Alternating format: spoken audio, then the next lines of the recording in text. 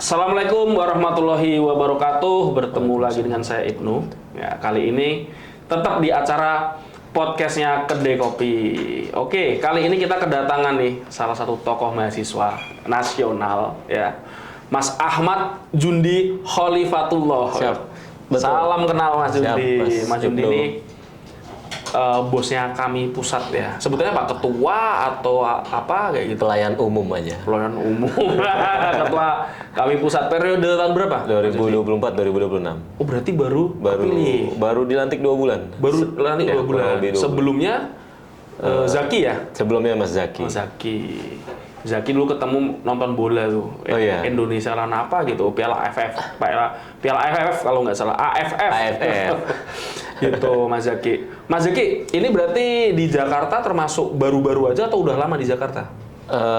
Kalau saya dari 2023. Oh karena pengurus kami pusat juga berarti. Karena dulu menyelesaikan kuliah. Oh kuliah di mana? Kuliah di FKM UI pasca sarjana, lanjut ya 2020 masuk. Saat itu bulan pertama masuk itu sama dengan bulan terpilihnya sebagai ketua kami Jawa gitu. Barat. Oh berarti ini ya bener-bener baru apa namanya kuliahnya belum lama ya yang S2-nya ini 2020. 2020 sorry 2020 ini udah lulus berarti Udah udah alhamdulillah. lulus. Kalau UI ini agak ketat ini ya, kalau UI ini kan telat-telat dikit DO ya. Teman saya tuh banyak yang DO tuh S2-nya di UI itu banyak banget karena ketat banget, nggak bisa cincai ya. Tapi yang beredar itu sebaliknya. Oh gitu. Jadi ada istilah kalau IPB itu gampang masuk susah keluar. Waduh. Kalau UI susah masuk gampang keluar. Oh gitu malah. Katanya sih begitu. Katanya saya nggak ikut ya. Tapi udah wisuda. Saya alhamdulillah udah lulus dan sudah wisuda 2023 bulan Juli lulus, wisuda bulan kalau nggak salah September. Oh berarti sebelum kepilih jadi ketua kami pusat udah gelarnya magister ya? Udah selesai. Mantap ya kan. Kalau gini kan cocok gitu jadi bosnya kami pusat ya. Ya, Kantornya kami pusat nih kebetulan deket sama kantornya Kedai Kopi. Deket. Ya kan? Sama-sama di Tebet ya. Sama-sama di Tebet. Tadi kesini lihat maps sekitar 1,5 kilo. 1,5 kilo itu. Jalan kaki juga bisa itu kurus itu. Cuman ya panas. Ditunggu jalan kaki ke kantor kami. Oh iya siap, kami siap menerima undangan. Jadi ya pemirsa Kedai Kopi, jadi memang kami itu di Kedai Kopi membuat apa namanya podcastnya itu ini banyak kita ngundang teman-teman elemen gerakan mahasiswa. Jadi kemarin sudah ada dari teman-teman Hindu KMHDI ya, lalu juga ada kemarin Mas Darmawan, lalu kemarin juga mantan Presbem UI Mas Melki. Ya, lalu juga kemarin Mas Ari ya kalau nggak salah dari IMM. Nah ini lalu Mas Jundi nih dari kami pusat. Mas Jundi, ini kan gerakan mahasiswa ini kan ya sebelumnya ya sebelum ada putusan MK kemarin itu kan dianggap mati suri kan, dianggap mati suri, nggak pernah kedengeran suaranya, agenda diskusi teman-teman mahasiswa juga kayaknya masyarakat itu jarang yang tahu atau jarang dilibatkan. Nah, lalu kita lihat pasca putusan MK, lalu DPR ingin melakukan atraksi ya dengan via balik, lalu ada demo yang luar biasa besar dari masyarakat. Tentunya kami turun ya kemarin ya. Turun. Nah, kemarin bagaimana itu saat teman-teman kami turun ya, itu konsolidasinya bagaimana, terus di lapangan gimana? Ya, jadi ketika putusan MK kalau nggak salah 20 Agustus ya. 20 apa 19 ya? 20 Agustus. 20 ya. Salah saya 20 Agustus. Memang menurut kami itu jadi satu hal yang menarik gitu karena seolah-olah MK ini membalas kesalahannya, menebus kesalahannya gitu ketika kesalahannya. dulu mengeluarkan putusan MK nomor 70 terkait dengan norma baru dalam pendaftaran calon presiden, calon wakil presiden. Yang menguntungkan siapa ya waktu itu? Yang menguntungkan wakil presiden terpilih Mas Gibran ya, yang lagi rame juga sekarang dibahas lagi tuh. Kanda Gibran ya. Ininya ya, akun kaskusnya. Akun kaskusnya apa ya namanya? Boleh tuh nanti ngobrol itu. Lagi rame nih akun kaskusnya. Ya. Tadi Fufu Fafa, ya kan? Ya, itu ya.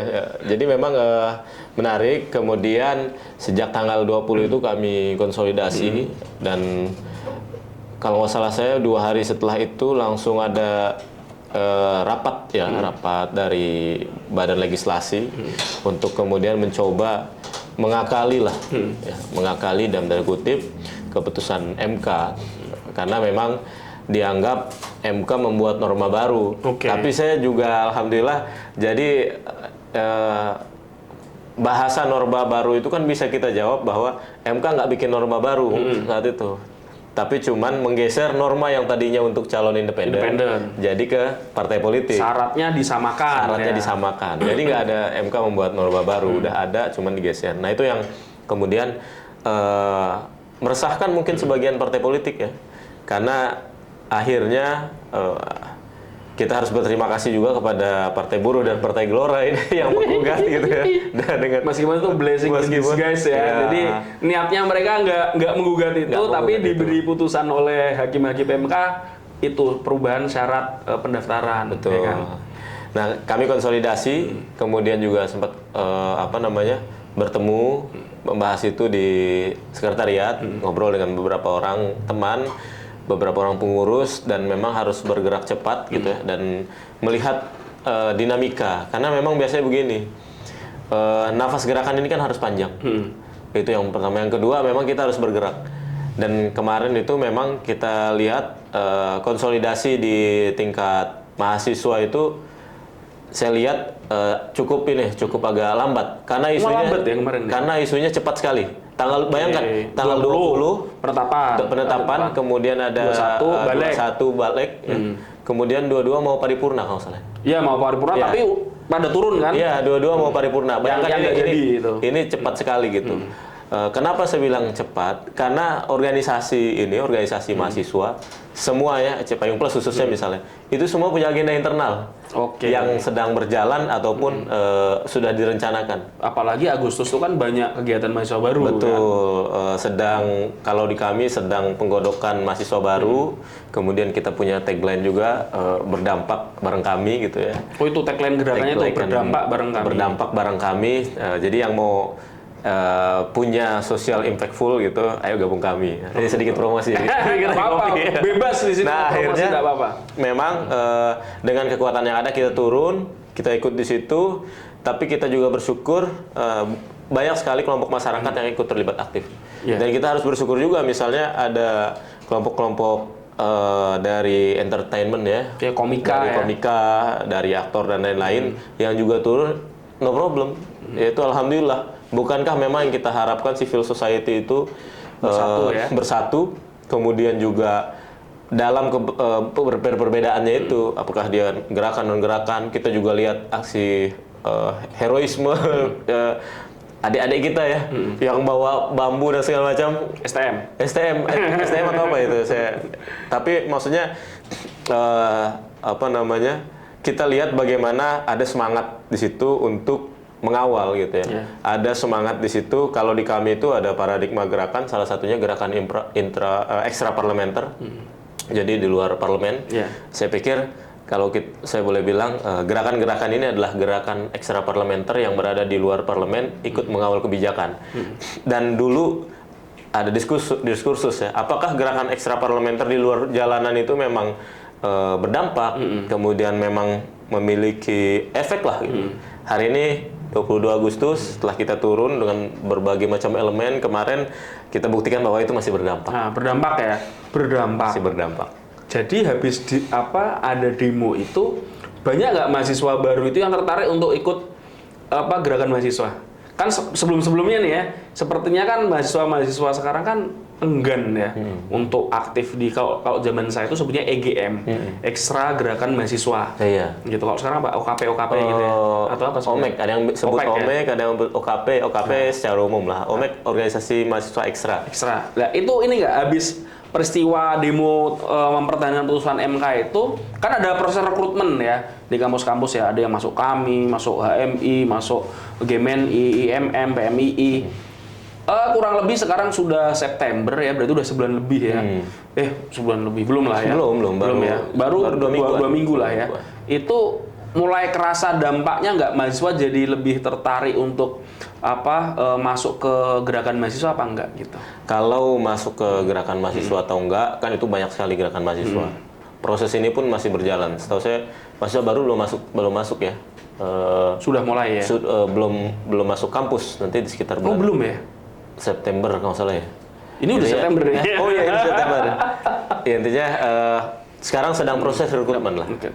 Sekarang sedang proses rekrutmen, kemudian hasil jalan-jalan kemarin nih, kebetulan saya baru pulang dari Kalimantan Timur, Surabaya, Sumatera Utara ya. Memang euforia tentang rekrutmen itu ada. Beda sama tahun-tahun sebelumnya. Ya, artinya masuk atau tidaknya ke dalam organisasi ekstra itu koktail efeknya lah. Yang utama adalah bagaimana kita membangun kesadaran untuk bergerak bersama. Bagaimana kesadaran tadi gerakan ekstra parlementer, civil society yang kuat, yang kita harapkan untuk membangun demokrasi itu berjalan gitu. Itu lebih prinsip saya pikir. Oke. Karena saya tuh termasuk yang concern ya sama mahasiswa. Jadi ya dulu saya kalau pas di kampus tuh selain di BEM juga aktifnya di lembaga Intra Kamus tuh di Pers Mahasiswa. Itu kan lembaga-lembaga yang kayaknya serius amat gitu hidup kan. Nah kalau saya beberapa kali ke kampus tuh sepertinya teman-teman mahasiswa itu sekarang lebih senang dengan kegiatan-kegiatan yang sifatnya nggak berat ya. Yaitu fun mungkin udah ada UKM game. Ada tuh satu kampus dia ada UKM untuk main game online gitu. Ini kan hal yang baru yang di zaman saya aja ini nggak ada. Nah, cuman ini kan kita harus ngikutin zaman ya, kayak gitu. Nah, cuman kita geser lagi nih.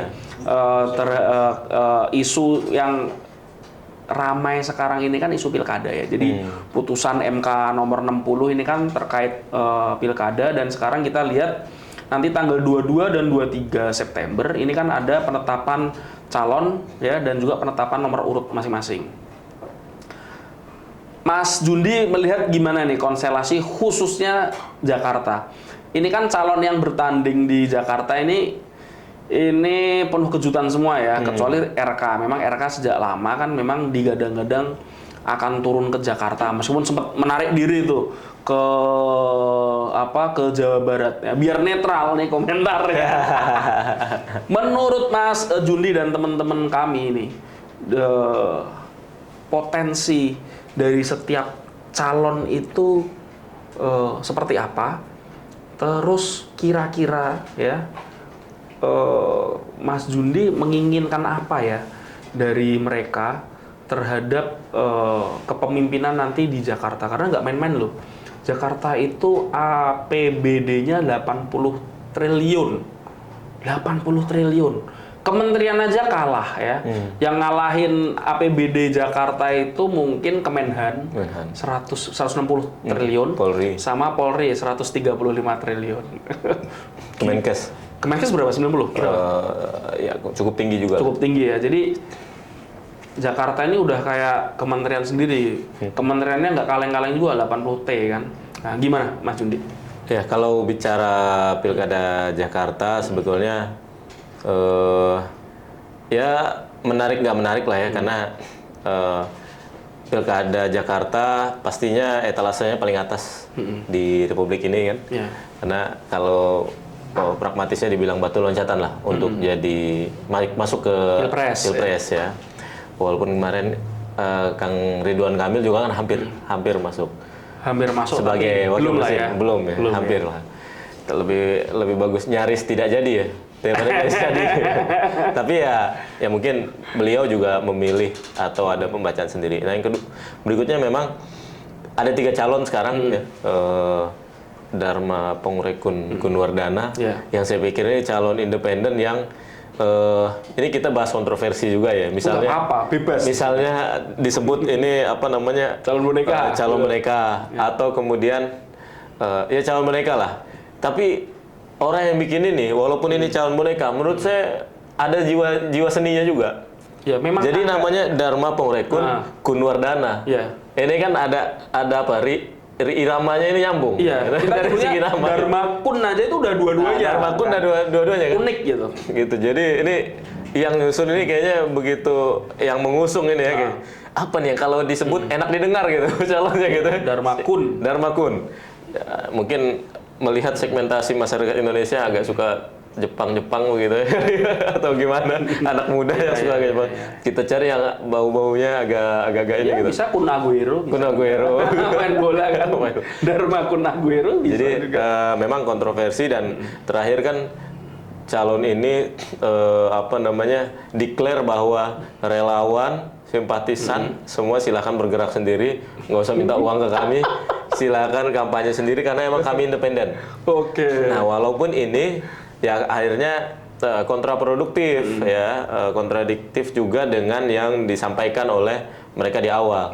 Mereka menyampaikan pengumpulan KTP itu kerja relawan, ya kan? Kerja relawan kan. Sekarang mas logika aja, ada nggak relawan yang mau kerja ngumpulin sampai 600.000 lebih 680 KTP, 600.000 lebih lah KTP. Kalau tadi kita sambung dengan statementnya terakhir tanpa dibayar, mau nggak mas? Ya, susah lah ya. Susah. Bensinnya, makan siangnya, ya kan? Ya, nggak gratis lah hal ini kan. Terus kemudian dia bilang, artinya kalau memang dari awal itu tidak turun logistiknya ngasih uang lah bahasa gitu. Artinya ada orang lain yang ngasih uang. Ini datanya dari mana? Siapa yang ngasih uang? Ya, duitnya dari mana? Dari mana coba? Dari mana uangnya? Gitu. Mas Juni tahu nggak dari mana duit? Dari mana uangnya? Nggak tahu dah. Kebetulan Pak Dharma itu sebelum pendaftaran itu sempat podcast di sini, bareng Mas Hensat. Iya. Cuman emang waktu itu kan belum rame ya. Iya.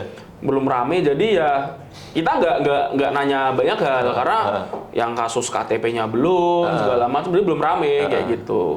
Tapi memang ya udahlah. Tapi memang unik beliau itu. Unik memang. Ya kan beliau mantan Jenderal Bintang 3. Bintang 3, mantan wakil kepala BSSN. Ya jadi punya kemampuan lah yang unik, yang nggak semua jenderal punya. Punya kemampuan yang sesuai untuk mengumpulkan KTP maksudnya gitu. BSSN kan? Iya. Punya kali kan? Itu. Komen dah saya. Punya kali kita kan positif itu kemampuan untuk mengumpulkan KTP gitu kan. Jago. Ngumpulin 680.000 itu. Jago sekali. Itu lebih banyak daripada satu kabupaten tempat saya lahir. Di mana lahir? Dari Sambas, Kalimantan Barat. Kalimantan Barat. Saya taunya Sambas itu gajah. Masih banyak di sana gajah? Enggak. Sambas ya, bukan ya? Waikambas ya? Waikambas. Waikambas. Sorry. Waikambas Lampung ya. Sambas itu perbatasan dengan Malaysia. Oh iya, gitu. Jadi, nah itu yang... Itu benar-benar perbatasan tuh? Perbatasan. Berarti berasnya itu belinya di Malaysia? Enggak semuanya. Enggak semuanya? Ya, adalah. Kalau di warung-warung itu banyak juga jajanan Malaysia. Jadi nah, yang kedua kan ada kemarin yang kedua itu Ridwan Kamil dengan Pak Susono. Apa nih sebutnya? Rawon, Rido. Oh, Rido ya, resminya Walaupun Rido. Menurut saya ini yang mengeluarkan singkatan Rawon, ini gimana pembacaan politiknya? Ini mau nyalon di Jakarta. Mungkin orang Jawa kan? Mau nyalon di Jakarta. Singkatannya Rawon gitu kan. Kalau tadi singkatannya soto Betawi atau apa gitu kan masih nyambung maksudnya. Atau apa ketoprak gitu kan. Sehingga mungkin singkatannya Rawon. Rawon ini. Dia dengan segala kontroversinya, terlepas latar belakangnya, saya pikir Kang Emil memang punya potensi. Punya potensi. Beliau gubernur yang sebelumnya memimpin Jawa Barat ya, penduduk terbanyak di Indonesia dengan berbagai peninggalan lah di Jawa Barat. Memang satu PR mungkin Kang Ridwan Kamil. Kebetulan saya masuk Bandung itu 2013. Masuk Bandung 2013. Kuliah ya itu ya? Kuliah. Saya kuliah di Bandung mulai 2013. Ketika Kang Emil sedang bertarung di Bandung. Oh iya, waktu itu bareng Mang Odet ya. RK dengan Kang Emil dengan Mang Odet. Saya masuk ke sana, kemudian saya cukup merasakan euforianya lah. Menurut saya banyak ya hari ini jejak-jejak digital kita memang benar-benar hari ini luar biasa harus. Apa jejak digital apa nih? Kalau pokoknya jejak digital itu luar biasa sekarang kita. Kemarin Kang Emil juga dikulitin ya jejak digitalnya. Emil kena semua. Kita memang harus hati-hati, apalagi calon pemimpin. Bukan juga artinya jadi orang itu harus main aman dan tidak memihak atau tidak berdiri standingnya nggak jelas ya. Tapi menurut saya jangan yang pidana lah, jangan kriminal dan pidana misalnya. Jadi memang dulu banyak janji-janji pembangunan yang mestinya harus diselesaikan. Belum jalan. Belum diselesaikan. Salah satunya yang cukup viral itu di Bandung dulu terowongan underpass di Cibiru. Tahu Cibiru di dekat UIN Bandung ya? Pernah lewat. Itu masih ada kalau nggak salah postingan 2016. Nggak jadi ya berarti Nggak terowongannya? jadi.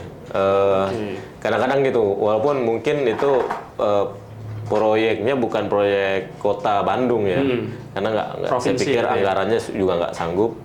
Mungkin di nasional atau di kota atau di Jawa Barat. Kemudian kalau Pak Suswono ya pernah jadi menteri ya, menteri Mentan. Jadi waktu Pak Suswono jadi menteri itu 2009-2014, ya kan? Sempat swasembada daging sapi tahun 2012. 2012. Swasembada daging sapi. Ya pokoknya terus 2013 ada kasus itu. Tapi beliau nggak yang ya itu nanti bisa lah kita di belakang ngobrol.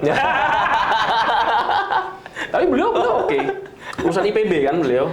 Jadi kalau kata teman-teman IPB emang jago. Gitu. Untuk sampai ternakan, untuk pertanian gitu. Tapi ini kayaknya kita beda guru ini. Gimana? Yang saya dengar IPB itu institut apa namanya yang pegawai bank. Bukan. Ya, gitu. Jadi selain pertaniannya bagus gitu. Malah pertaniannya iya, ya itu Indonesia lah itu. Ya, tapi memang Pak Suswono ini nggak ada yang nebak gitu. Nggak ada yang nebak ya. Jadi kayaknya memang buat apa ya? Buat narik pemilih mungkin dari Jawa kali ya. Ya, saya pikir selain mungkin dari Jawa, jalan tengah jalan tengah tawaran dari PKS mungkin. Iya. Karena sebagai kalau saya jadi partai yang lain, iya. Pak Suswono ini tidak berbahaya gitu, ya kan? Iya. Tidak berbahaya artinya kalau yang maju misalkan Mardhani Alisera gitu. Wah, itu berbahaya, ya kan? Bisa nyalon gubernur 5 tahun lagi gitu. Bisa matahari kembar juga. Gimana? Bisa matahari kembar juga. Ya, matahari kembar nanti kalau memang jadi misalkan sama RK. Karena Pak Suswono ini kayaknya orang yang peaceful gitu. nggak kelihatan di belakang layar lah gitu ya. Nggak kelihatan kayak berambisi gimana.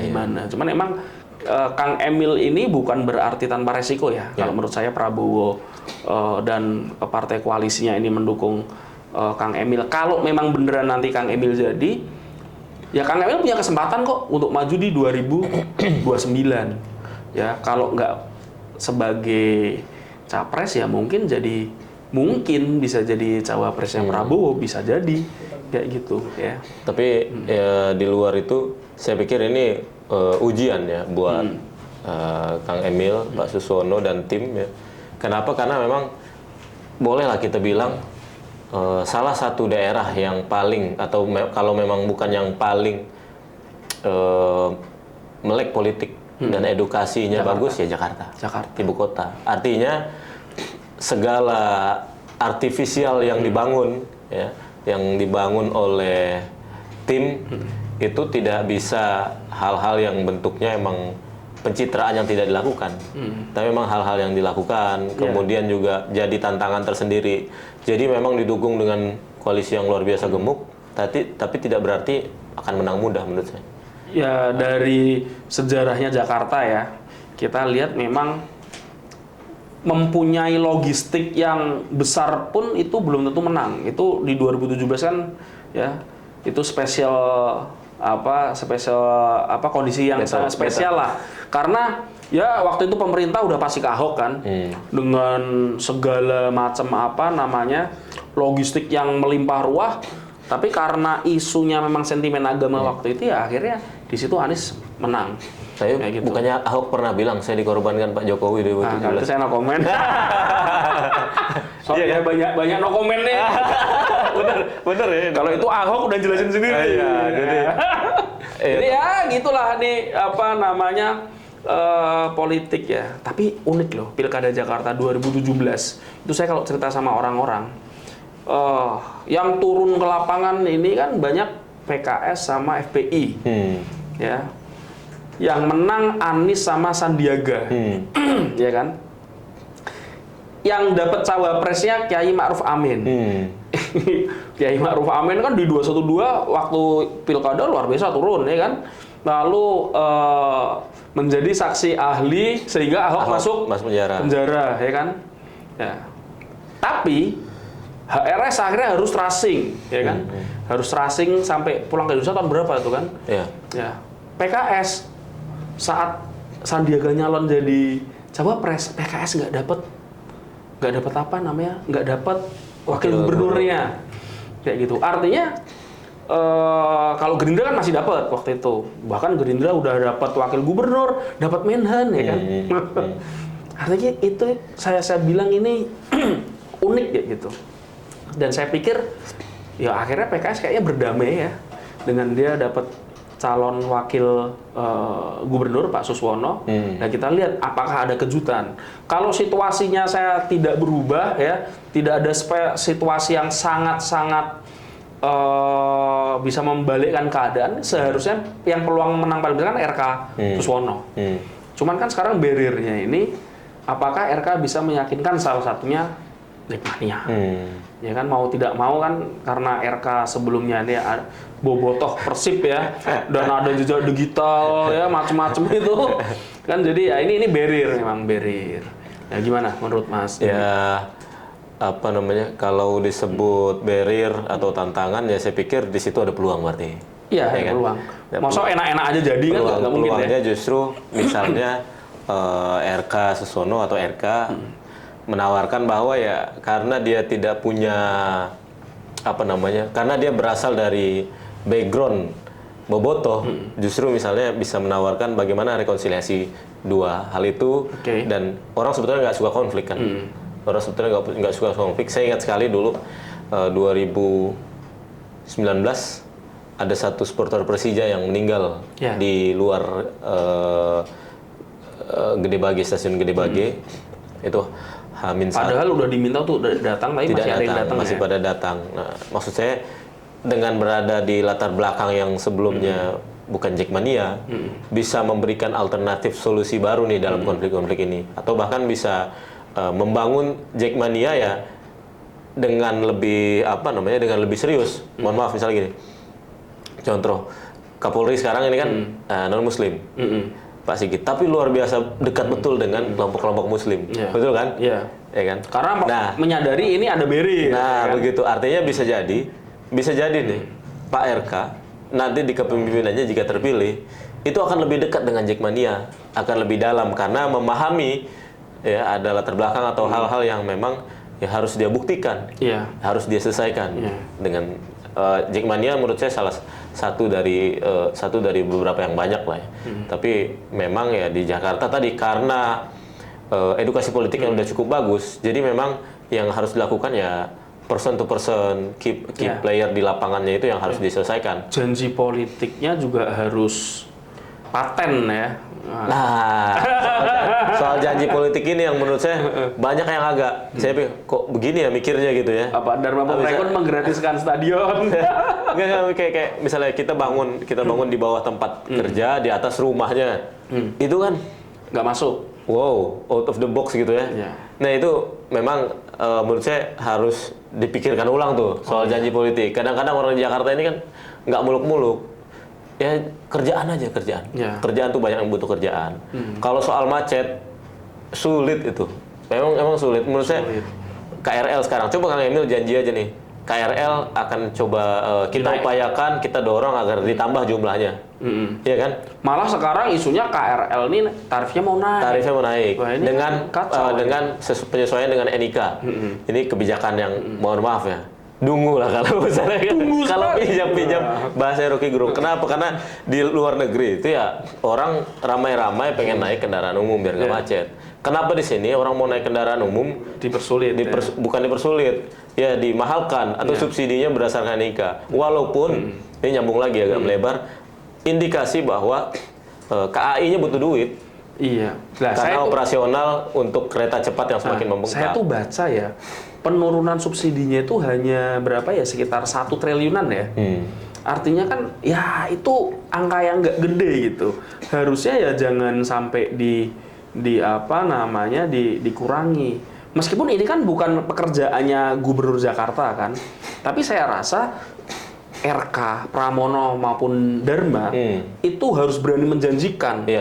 Ini soalnya bener-bener sangat-sangat sensitif gitu. Udah subsidi dari Jakarta aja buat warga Jakarta misalnya gitu kan. Tapi gini, kalau tadi dibilang 1,1 triliun itu kecil gitu ya. Pernah nggak sih dalam satu kondisi, kebetulan saya di latar belakang kita pernah susah hidupnya, susah sekali dulu. Saya dulu pernah sarapan itu ketika sekolah waktu kecil itu bukan es teh, teh hangat, teh manis hangat dicampur dengan nasi, pernah nggak? Saya pernahnya itu makan nasi pakai kecap. Nah, karena nggak ada kecap mahal, teh lebih murah kan? Iya, kecap itu kan ternyata gula. Kedelai. Kedelainya cuma 5%. Jadi gula dengan gula tuh. Nah, maksud saya begini. 1,1 T kalau misalnya dianggap tadi sedikit dibandingkan APBD. Kondisi KAI saat ini itu minus berapa tuh? Ya. Nah, itu keuangannya. Nah, artinya kalau orang itu udah jeblok sekali, udah nggak punya duit banget, sedikit pun dikutip itu di mana-mana, ngutip sedikit kan untuk mengurangi untuk menutup kekurangannya itu kan yang terjadi hari ini. Menarik nih. Itu KAI minus apakah gara-gara bus ya? Oh ya, sebagian kan operasional WUS juga. Ke KAI juga ya? Ya KAI. Oh gitu, jadi gara-gara bus nih. Gitu ya Mas ya? Saya pengen bilang begitu. Hari ini udah segini loh. Hari ini udah jadi itu WUS. Saya juga udah naik. Gitu kan. Sebetulnya kan gini, kami ini punya prinsip di kami. Hal-hal yang kayak IKN itu kita nggak tolak sebetulnya. Tapi kita menolak kalau dibangunnya dipaksakan. Ya. Habis COVID, kita cerita keuangan negara ini lagi jeblok lah segala macam sampai akhirnya 2000 ketika COVID itu kita kan sharing burden sama BI. Ya. Itu ngeri loh. BI beli obligasinya pemerintah gitu kan, SBN ya, surat berharga nasional SBN ya. Beli obligasinya pemerintah biar pemerintah dapat uang buat menyelesaikan COVID kan begitu. Yang beli Bank Indonesia. Yang beli Bank Indonesia. Iya. Harusnya independen loh ini. Iya. Tapi nurut sama pemerintah. Itu kan kalau boleh saya bilang mundur one step. Ya, saking nggak punya duitnya. Saking nggak punya uang. Ya. Nah, tapi habis itu pengen bangun WUS. Ya. Pengen bangun IKN. Ya. Apalagi program-program. Nah, sebetulnya kita juga pengen. Tapi kemudian kondisinya dilihat. Nah, ini yang memang dorongan soal saya pikir dalam setiap kepala kepemimpinan itu, pemimpin pasti pengen punya satu hal, ya legacy. Nah, soal legacy ini yang ngeri-ngeri sedap. Oke. Kalau misalnya kita pengen legacy yang luar biasa, memang harus kita paksakan. Tapi memang menurut saya, apalagi IKN ini tidak dalam janji politik atau program. Bahkan di 2019 nggak disebut. Nggak ada sama sekali. Ya. Kemudian hari ini yang menyedot APBN kita, dan soal IKN ini sudah jadi undang-undangnya, sudah mulai dibangun, ya sudah kan. Tapi satu yang sampai sekarang menurut kami masih jadi catatannya itu bagaimana ini soal uang aja sebetulnya. IKN ini soal uang. Ada uang IKN dibangun, atau ada uang siap-siaplah jadi candi lagi mungkin begitu ya. Ambalang jilid 2 mungkin. Jilid 2. Ya gimana? Kan ini soal uang aja. Nah, ini yang kemudian membebani, apalagi ke BUMN itu sifatnya penugasan. Kalau udah ditugaskan udah nggak bisa ngapa-ngapain. Ya banyak lah kayak jalan tol tuh kan, ya siapa Waskita, Wika segala macam itu banyak yang akhirnya hutangnya numpuk kan. Utang numpuk ya kita nggak tahu dah itu duitnya pada kemana. Nah, sebelum kita nanti bahas itu lebih jauh tuh. Menarik tuh, nanti kita ngobrol tadi IKN. Kita yang ketiga Pramono juga ini Pramono. Mana jadi. Pramono gimana? Pramono Rano. Saya pikir kan ada black box kita di kebijakan, deal elit ini kan banyak yang kita nggak tahu ya. Banyak yang kita nggak tahu, tapi saya pinjam kata-kata Kang EF bahwa sebetulnya politik kita ini kan dalam akuarium aja, kelihatan. Ya. Pak Jokowi itu dulu membuka ke publik bahwa dia kan waktu itu Pak Jokowi waktu itu kan memilih menteri pakai KPK ya. Iya. Ingat ya? 2014. Ya, 2014. Kemudian juga banyak hal-hal yang dibuka kepada publik, transparan lah, membuat semua. Tapi kayaknya pas 2019 lupa. Jadi melaksanakan agenda-agenda politik konsolidasi di belakang layar itu di black box kebijakan itu tadi seolah-olah nggak ada yang lihat. Padahal itulah yang muncul sekarang fenomena podcast bocor halus misalnya gitu ya kita sebut ya, yang omon-omon itu. Tapi valid kan informasinya. Akhirnya saya pikir setelah beberapa waktu akhirnya kebuka semua. ya, Betul. saya pikir memang ya kalau saya berkeyakinan bahwa Pramono itu jalan tengah negosiasi juga dari PDI dan Istana. Iya. Gitu. Artinya nggak pernah kesebut namanya juga di survei juga nggak kepantau segala iya. Dengan luar biasa. Ya jalan tengah lah. Saya pikir jalan tengah artinya bisa jadi ini ke depannya. Ini ngeri-ngeri sedap juga. Kalau kayak begini polanya ada kemungkinan juga mungkin PDI gabung dengan koalisi. Ya kalau Mbak Puan jadi wapres kayaknya PDI Iya kan? gabung. Ketua DPRD lagi. Gimana? Ketua DPRD. Ya ketua DPR Ketua RI. DPR RI ya, ketua DPR RI. Kalau Mbak ketua DPR RI jadi wapres. Ya karena Gitu. ya akhirnya gitulah, akhirnya politik ya di mana kita bersepakat, di mana kita nggak bersepakat, yang prinsipnya pada prinsipnya itu sah-sah saja. Cuman memang bagaimana jangan sampai kesepakatannya itu kesepakatan jahat. Oke. Ya kan? Atau kesepakatan yang bicaranya niat baik. Ini kesepakatan ini niat baik. Tapi kan niat baik Tuhan untuk siapa? Oh iya. Ya kan? Ya untuk siapa? Siapa nih? Untuk bosnya. Itu menarik. Tapi memang banyak spekulasi yang bermunculan ya dengan majunya Pramono Anung berserta Rano Karno. Kalau saya ngelihat dari Rano Karno ya, Rano Karno sendiri kan dia sudah lolos DPR RI. Dulu tahun 2018 Rano Karno tuh mundur dari DPR RI karena nyalon Gubernur Banten. Kalah lawan Wahidin Halim. Nah mungkin sekarang dia juga berpikir, wah ini gua nyalon lagi, kemungkinan menangnya juga nggak terlalu gede. Cuman kan taat dan tegak lurus sama Ibu Mega kan. Ya. Lalu Pramono Anung sendiri ini banyak yang ini banyak spekulasi lah. Ya katanya ini orangnya Jokowi segala macam, banyak ya spekulasi. Atau Rano Karno bilangnya, oh ini gua nyalon lagi, peluang menangnya juga kayaknya gede. Kan bisa juga. Jadi kan tadi soal beliau diasosiasikan dekat dengan Betawi, ya kan? Sidul kan? Orang Padang ya kayaknya. Rano Karno. Minang ya. Saya kurang tahu. Jadi diasosiasikan dekat dengan Betawi, Jakarta gitu ya. Image itu, saya aja orang yang lahir di Kalimantan, taunya Rano Karno ya Jakarta. Karena Sidul itu Jakarta. Iya, karena Sidul. Nah ini apalagi ya nyoblos itu kan ada mukanya, ada namanya. Nah, makanya bisa jadi justru dilihatnya dia pertama kalau secara ideologis ya jawabannya taat aturan, taat perintah dan segala macam. Yang kedua bisa jadi hitungannya juga hitungan yang menguntungkan sebetulnya. Mundur ada peluang yang cukup besar, apalagi misalnya tadi ya Pramono Anung juga bagian dari pengurusnya Jokowi sekarang mundur nggak ya dari menteri? Sudah ngajukan mundur gitu ya, dan kita tahu cukup dekat. Artinya dia dengan Bu Mega dengan Jokowi juga cukup dekat. Di satu sisi ada Ridwan Kamil diusung Koalisi Indonesia Maju dan Plus ya, Kim Plus, yang komandan lapangannya itu Dasko ya. Kemudian nggak usah takut nyebut nama Pak Dasko. Iya, apa?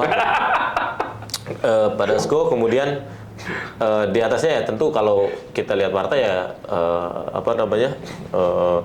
Pak Prabowo. Ya. Artinya bisa jadi malah ya Jokowi ya almen Jokowi lagi kan? Iya, memang. Jadi ya sama-sama Jokowi men. Gitu. Jokowi men ya kan. Dan motor Rekun jangan-jangan ya Jokowi men juga gitu kan? Memang iya. Katanya begitu. Gitu. Makanya ketika Pak Pramono bilang Pak Jokowi saya mau nyalon, disuruh nyalon gitu, terus dia ketawa gitu, mungkin dalam hatinya orang saya semua gitu kali, iya kan? Jadi memang sementara ini kita melihat Jokowi berhasil misinya agar Anies itu tidak nyalon di Jakarta.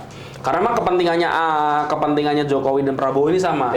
Anies jangan nyalon, Prabowo nggak pengen lah Anies itu nyalon karena bisa jadi kontestan atau rival di 2029 ya kan, apalagi kalau udah jadi gubernur. Jadi Indonesia ini kan mirip-mirip kayak Turki sama Iran.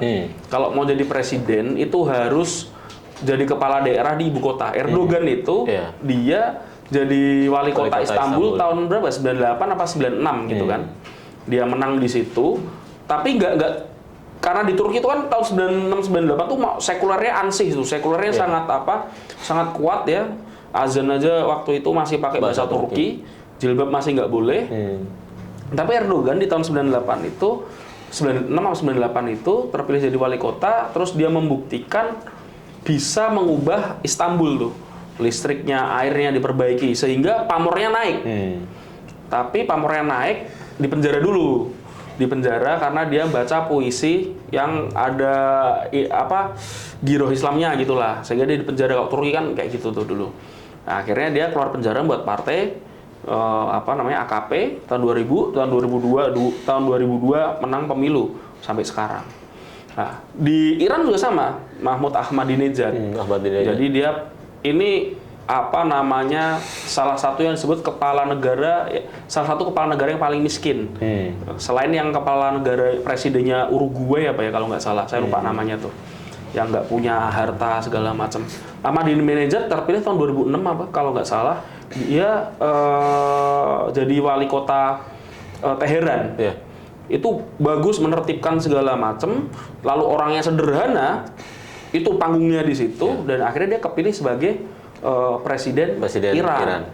Nah, hal-hal ini yang nampaknya juga kurang lebih modelnya sama, juga bisa direplikasi di Indonesia. Itu udah kejadian tuh Jokowi. Nah, tapi kalau contoh kayak di Malaysia nggak seperti ini. Karena model politiknya di Malaysia kan yang milih federal ya. Perdana Menteri milihnya parlemen. Jadi yang menang pemilu auto dia nanti bisa jadi ya nggak auto sih, semi auto lah. Kepala negaranya koalisi digilir antar kerajaan. Oh itu yang kepala negaranya, negara. antar sultannya. Jadi memang Indonesia ini ya mirip-mirip dengan Turki dan Iran. Dan saya pikir Anies sebenarnya ya, dia nggak harus jadi gubernur, karena ya apalagi sekarang kan udah nggak bisa ikut pilkada. Tapi saya pikir dia tetap bisa bisa melakukan bisa cari panggung lah. Menurut saya. Ya kalau panggung sih sebetulnya bisa-bisa aja. Yang membedakan sebetulnya kan resource. Iya, resource kalau berkuasa. Logistik ya kan kalau berkuasa. Tadi saya menarik gitu ketika dibilang salah satu presiden termiskin. Kadang-kadang ya saya berpikir buat apa juga sih presiden itu kaya? Karena hidup hari-harinya juga udah negara. Cukup dengan negara. Toh misalnya presiden ada yang masukin proposal, misalnya gitu, walaupun susah juga tembus proposal ke presiden, ya kan? Misalnya kan nggak uang pribadi juga, pasti ada uang negara gitu ya. Jadi memang saya pikir ya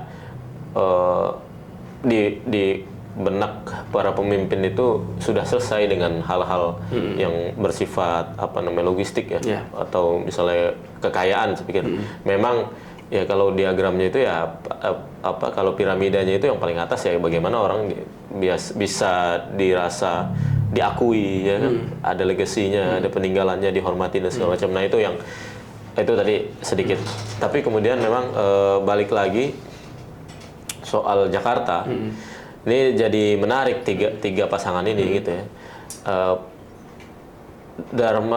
Dharma Pongrekun mungkin agak menurut saya nanti walaupun dia dia rame kemarin itu dapat 680.000 KTP. Saya pikir setengahnya pun berat. Mungkin jangan setengah, seperempatnya pun berat. Kita nanti akan buktikan ya. Tiba-tiba suara cuma 50.000 gitu. Waduh, ini KTP-nya siapa ini? KTP siapa gitu. Jadi memang ada satu hal yang menarik juga kan, diskursus antara kepala daerah itu apakah bagaimana mengelola karisma personal, tokoh, membangun ketokohan versus bagaimana mendistribusikan logistik. Jadi kalau dibilang ini tokoh yang ya cocok menjadi kepala daerah seperti Anies Baswedan misalnya gitu ya. Tapi apakah pemilihan itu berdasarkan pamor pribadi itu tadi? Atau yang kedua distribusi logistik, walaupun nggak terlalu terkenal, tapi distribusi logistiknya jalan lah ya ke bawah. Distribusi logistik ini ya dengan segala bentuknya ya, dari yang halal sampai yang dan seterusnya. Pendistribusian logistik ini dari yang halal sampai yang halal. Ya. Jadi memang menarik. Saya bahkan kepikiran tadi kan yang disampaikan Mas Jundi, ada kemungkinan Puan masuk PDIP ya. Oh bisa jadi. Kan bisa jadi. Bisa jadi. Artinya semua partai masuk sana. Masuk kan. Nah, itu di poin itu harusnya Mas Anies benar-benar deklarasi partai. Artinya kan nggak ada oposisi tuh. Iya betul. Nggak ada yang partai parlemen ya, nggak ada yang oposisi. Ya mungkin partai buruh ya kan. Partai Gelora aja masuk ya kan. Iya. Terus PSI masuk. P3 jadi, masuk. P3 masuk. Jadi ya itu Mas Anies harus itu momentum ya kan. Mas Anies harus membuat partai di saat nggak ada partai oposisi yang partai parlemen yang oposisi, harusnya itu jadi kesempatan untuk Mas Anies. Tapi tadi logistik ya, kesabaran segala macam bangun partai ini kan tidak mudah ya kan. Ya kalau yang masuk itu jomblo-jomblo semua nggak apa-apa itu. Maksudnya beban ekonominya belum banyak. Di Indonesia ini kan kegiatan politik itu kan juga salah satu ada perputaran ekonominya. Iya. Jadi orang yang diriin partai ini juga harus berpikir bahwa logistiknya itu juga nggak sederhana. Iya. Beda misalkan seperti saat kita ngelola BEM di kampus, ya gerakan mahasiswa aja logistiknya nggak main-main kan ya Mas Jundi ya. Iya. Artinya Mas Jundi ke daerah ini kan juga nggak pakai pintu kemana sajanya Doraemon kan kayak gitu. Jadi ini gimana menurut Mas Jundi ini? Ini kesempatannya Anies nih gede nih kalau semua partai merapat ke pemerintah ya. Ya, saya pikir ada momentum di situ, ada kesempatan ya kalau memang misalnya PDI akhirnya berlabuh di di koalisi. Koalisi Prabowo nanti. Apalagi kan sebenarnya Bu Mega sama Pak Prabowo ini kan nggak ada masalah yang serius banget ya. Iya, nggak ada masalah. Artinya kalau misalkan ya, pemirsa misalkan ya, ini kita berada nih misalkan nih, gara-gara ada kasus Fufu Fafa itu, ya tiba-tiba yang naik itu malah orang lain jadi wapres. Ngeri. Misalkan loh, ya. Nah ini kan bisa jadi pintu bergabungnya PDIP. Orang lainnya siapa itu? Ini mah misalnya Mbak Puan misalnya kan ya. Mbak Puan. misalkan aja kan yang ngantri mau jadi ketua DPR RI ini kan juga ada kan. Oh Mbak Puan misalnya jadi wapres gitu kan. Itu kan bisa jadi tuh ini akhirnya nih PDIP merapat ke Kim. Jadi Kimnya bukan Kim Plus. Kim plus ya kan. Kim plus tuh. Mbak Puan masuk tuh kan. Ya harusnya Ibu Mega harusnya dengan melihat kesempatan ini ya, bukan kita menggurui ya. Tapi kalau beneran kesempatan dan kondisi itu memang nantinya terjadi, itu saya pikir itu adalah offering yang tidak bisa ditolak oleh PDIP dan Ibu Megawati. Gitu. Dan saat udah mepet semua ini, Anies Baswedan ya harus ambil momentum ya. Tapi itu menurut Mas Jundi, khayalan saya itu ada kesempatan untuk menjadi kenyataan. Kalau pergantian wakil presiden sekarang kan udah sedemikian rupa rigid ya aturannya. Jadi saya pikir agak sulit. Memang agak sulit. Berarti khayalan saya agak sulit ya, Pak? Iya, agak sulit. Tapi kan bukan berarti tidak mungkin. Iya kan? Tapi memang yang menarik ya kita tunggu nih nanti. Semua ini kan sekarang sedang konsolidasi, mengamankan posisi ya, dan elit-elit sedang sibuk-sibuknya ini menuju 20 Oktober. Sibuk ya, jadi hotel-hotel di Jakarta itu sering penuh. Kemarin kan pilkada Rekom segala macam tuh hotel penuh ya, dari yang hotel bintang 6, bintang 5 sampai bintang 3 itu sering full, luar biasa. Bintang 7 penuh juga. Bintang 7 pabriknya di mana? Gitu. Ini menarik ini. Terus kita geser lagi nih ke IKN ya. Tadi menarik tuh bicara IKN. Menurut Mas Jundi dan teman-teman nih diskusi segala macam tadi Cipayung Plus entah di markas kami, kira-kira Pak Prabowo ini melanjutkan IKN apa enggak ini? Nah, baru mungkin hari ini atau beberapa hari yang lalu ya, anggaran tambahan buat IKN disetujui 27 triliun kalau salah saya. Itu untuk direalisasikan tahun 2025 atau kapan itu? Ya kalau nggak salah 2025 ya? nggak tahu ya tahun ini atau saya belum Atau baca. cuman penambahan Intinya aja gitu? intinya ada tambahan anggaran. Pertanyaannya, kenapa buru-buru mau nambahin anggarannya sekarang, nggak nunggu nanti setelah 20 Oktober? Iya, takut kali ya. Takut nggak ada. Coba lihat porsi sekarang, porsi anggaran untuk IKN di zaman pemerintahan Prabowo tahun 2025. Berapa porsinya bandingkan dengan zaman Pak Jokowi. Ya. Jadi sebetulnya walaupun misalnya Prabowo kan statement, saya yang akan jadi investor di IKN, ya kan? Iya. Statement kan? Secara personal, karena presiden kan nggak bisa jadi investor. Iya. Secara personal pengen jadi investor di sana. Soal perdebatan hukumnya, coba inilah ditelaah lah ya. Tapi maksudnya meyakinkan dengan diri sendiri. Gitu. Tapi bukan meyakinkan dengan instrumen bernegara bahwa saya akan jamin misalnya akan mendorong di DPR akan ini. Kan statementnya nggak begitu. Tapi statement saya yang akan menjadi investor di IKN. Saya secara personal loh bahasanya kan gitu. Ya, bukan pakai instrumen negara. Bukan kemudian bilang akan kita dorong IKN anggarannya full terus sampai 5 tahun ke depan. Kan nggak pernah ngomong gitu. 143 miliar doang ya, kalau nggak salah ya. Iya kalau nggak salah. Kecil sekali turun. Makanya akhirnya kemarin Raja Juli Antoni kan yang rapat bareng DPR untuk minta tambahan 25 triliun ya, 27 triliun. Nah artinya itu bisa kita baca sekali lagi IKN ini soal uang aja. Soal uang. Kalau ada uangnya dibangun. Kalau nggak ada ya udah. Kalau nggak ada ya mau gimana gitu kan. Dan itu sepertinya tidak jadi prioritasnya Pak Prabowo ya. Loh, dia kan janjinya makan bergizi, makan siang gratis, makan bergizi gratis. Bukan janji lanjutin IKN kan? Kalau lanjutin IKN, tetap nanti siapa ini yang bangun IKN? Pak Jokowi. Kalau Pak Prabowo mau jadi orang kedua gitu yang melanjutkan proyek itu, ini kan saya lagi soal legacy tadi, soal buatan harga diri pemimpin. Dan ada ungkapan kan, siapa orang pertama yang menginjakkan kaki di bulan? Neil Armstrong. Orang keduanya siapa? Nggak tahu kan. Aldrin itulah. Ya itulah. Pokoknya nggak banyak yang tahu. Artinya sekali lagi ya orang ingin jadi yang pertama. Ya, siapa yang pertama kali menginisiasi IKN dan segala macam? Ya, Pak Jokowi. Artinya kalau IKN jadi entah itu di zaman Prabowo ataupun Gibran, tetap nama pertama Pak Jokowi. Iya. Makanya Prabowo legasinya makan bergizi gratis. Mantap gitu.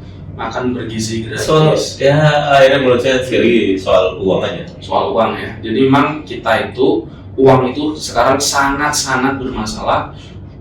Tadi ya KRL kita mau naik ya. Terus yang BBM tahun depan 12%. Ya. Ngeri sekali. Jadi Indonesia ini nanti masuk ke 2025 kelas menengahnya sekarang turun ya. Makin drop lagi. Kita dihadapkan pada fakta bahwa Indonesia ini akan segera menghadapi puncak bonus demografi. Artinya puncak bonus demografi itu nanti usia yang memang dia menginjak usia produktif ya. Misalkan dari 20 sampai 50 tahun usia produktif itu akan banyak-banyaknya. Tapi kalau dengan kondisi saat ini nanti yang usia produktif itu banyak sekali, tapi lapangan pekerjaan minim segala macam itu bisa seperti di Brazil nih, chaos. Jadi ya kita sih berharap ngeri nih tuan rumahnya nih. Chaos katanya. Betul emang ya, betul ya. Artinya selama ini kan tesis-tesis yang didengungkan oleh pemerintah nggak terbukti. Ya, 10 juta lapangan kerja dan cipta kerja. Hari ini kita tahu 40.000 lebih pemecatan PHK di berbagai tekstil terutama. Ini kan pertanyaan juga sebetulnya, maaf, Menteri Perindustrian gimana kinerjanya? Siapa sih Menteri Perindustrian? Nah, nggak tahu kan? Nggak tahu kan? Agus Gumiwang ya. AGK kalau salah ya. Nah, artinya Dewan Pembina Golkar. Iya, artinya tesis ini nggak terbukti. Undang-undang Cipta Kerja yang terjadi sekarang banyak pemecatan kerja. Oke, kita bicara sekarang banyak sekali investasi masuk, nilainya triliunan. Tapi itu padat modal bukan padat modal tidak padat karya. Bukan, iya padat modal tidak padat karya. Karena investasi itu investasi yang ekstraktif. Bahkan kalau kita lihat banyak pekerjanya dari luar ya, bukan dari Indonesia. Itu problem lainnya juga. Ya. Jadi memang sangat problem sekali soal lapangan kerja dan ya saya juga miris lah dengan kondisi sekarang. Akhirnya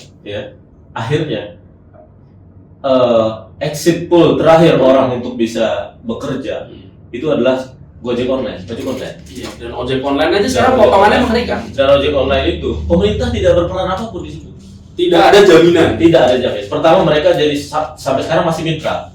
Mitra. Jadi motor itu punyanya para Gojek, iya. bukan punyanya driver ya, bukan punyanya aplikasinya. Soal Gojek ya.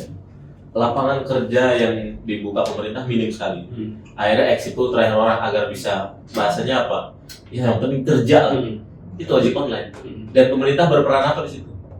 Hanya menetapkan batas tarif. Nah, batas tarif saja yang diatur. Apakah potongan komisi mitra diatur? Enggak. Karena hubungannya dianggap mitra. Kalau mitra, ya dua orang ini dianggap setara. Iya kan? Dianggap setara, bukan pekerja. Nggak ada BPJS segala macam. Nggak ada BPJS apa. Kalau pekerja pemerintah wajib melindungi. Tapi kalau mitra, ya dianggap hubungan dua orang ini aja. Nah itu yang miris. Akhirnya saya sempat aksi sekali. Ya, kami kemarin turun aksi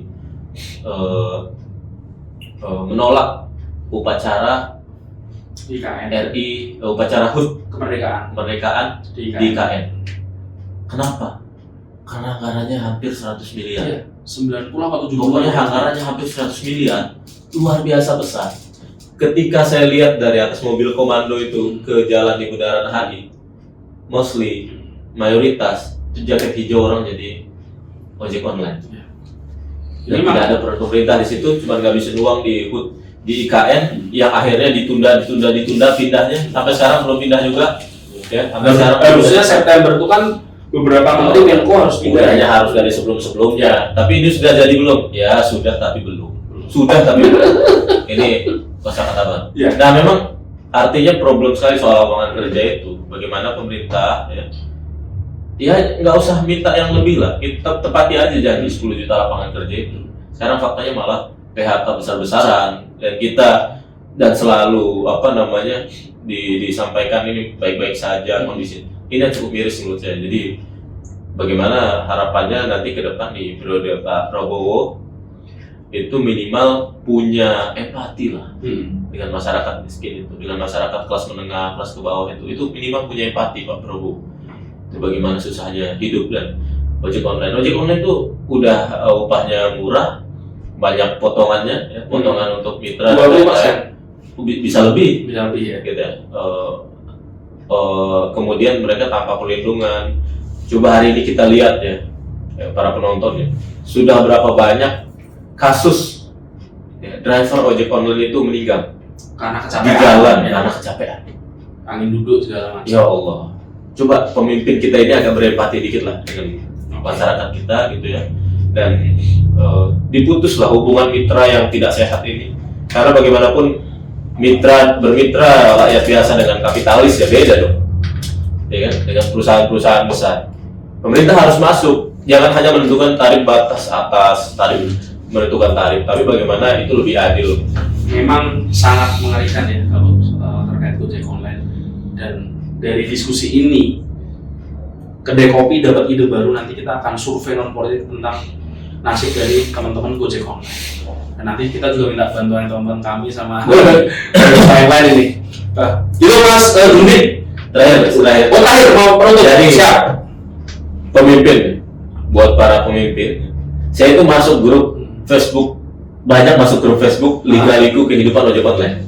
Dari situ kita udah bisa ngeliat ya, berapa banyak ya, hampir tiap bulan itu ada ini temannya siapa yang meninggal, ini siapa kecelakaan, ini kasus penipuan motor saya dan segala macam. Ojek online itu udah kayak petani pekebun sekarang loh, bukan mereka kerja itu untuk nyari uang. Mereka bukan lebih dari sekedar itu. Mereka kerja itu bukan buat nyari uang, bukan buat nyari lebihan, bukan buat bertahan hidup. Lebih dari itu kerja itu untuk bayar utang. Artinya posisinya itu minus terus. Nyicil motor ya. Nyicil motor. Mitra itu nggak ngasih motor, kan motor sendiri bayar perawatan. Kalau dia mau motor listrik, harga sewa motor listrik berapa sehari? 50 ya? 50.000. Itu 50.000. Kalau misalnya motornya diservis atau rusak atau nggak narik, tetap bayar. Iya, tetap. Artinya luar biasa ini kalau saya boleh bilang zolim betul ya. Tapi di satu sisi masyarakat tidak punya pilihan lain.